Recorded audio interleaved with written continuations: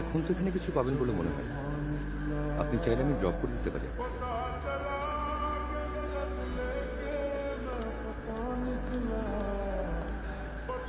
মেয়ে দেখেই বাইক উঠাতে ইচ্ছে করে।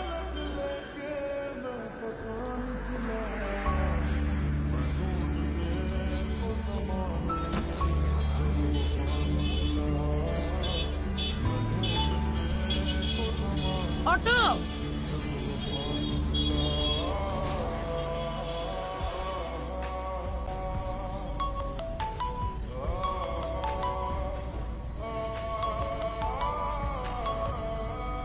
হ্যাঁ মা। ফিরে মা, ঈদের বাকি মাত্র 3 দিন। তুই বাড়ি আসবি কবে? মা আজকে অফিসের লাস্ট ডে।